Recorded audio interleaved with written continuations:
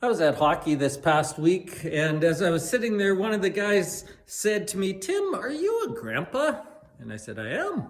In fact, I'm a grandpa 2 times over."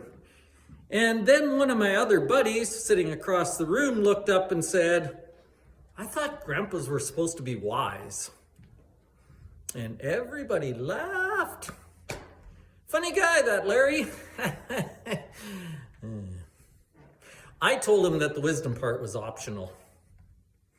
But in spite of what my friend Larry might think of my wisdom, I do have something that is really wise and really good to share with you this week. It's not my wisdom, it happens to be Jesus's, but it comes from a miracle that he did. In fact, this is the only miracle that is recorded in all 4 Gospels. So that's your homework for the week. I want you to figure out, without going to Google, without going to reference books, do you know which miracle is the only one that's recorded in all 4 Gospels? We're going to study that miracle this week because it's very cool. But more than the amazing miracle itself, more amazing than that is the teaching that Jesus does around this incident. Jesus is struggling still to get his followers to think about their lives properly, to view their lives in godly ways, to see through godly eyes. And they just don't get it. Unsurprisingly, we still struggle with these exact same lessons. I do for sure. And so we need these reminders today. We need this wisdom today. We need this ability to see things through God's eyes today, because I really believe that much of what we experience isn't exactly what we experience, but how we think about what we experience, right? How we see things determines how we feel about them.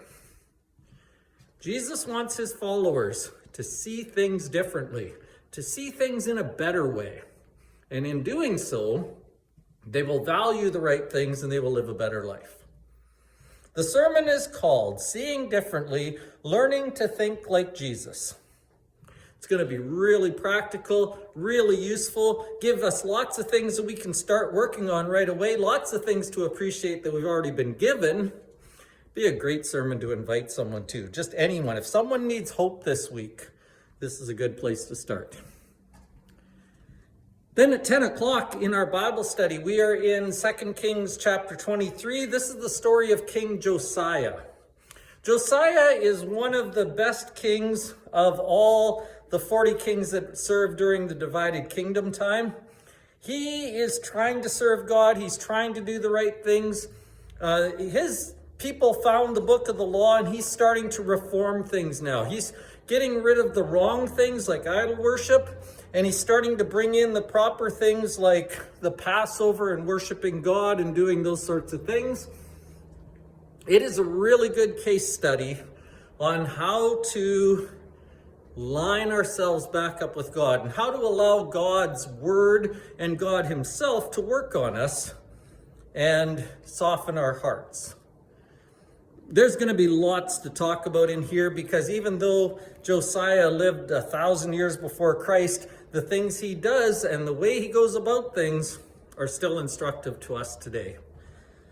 That Bible study is called One Good Person Can Change Everything.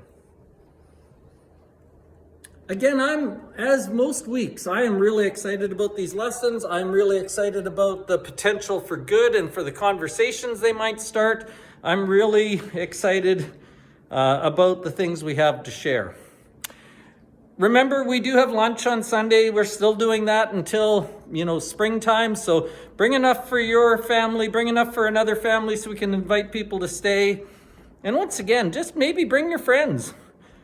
Invite them out. You never know. They might come. You never know unless you ask, and this would be a good Sunday to bring them.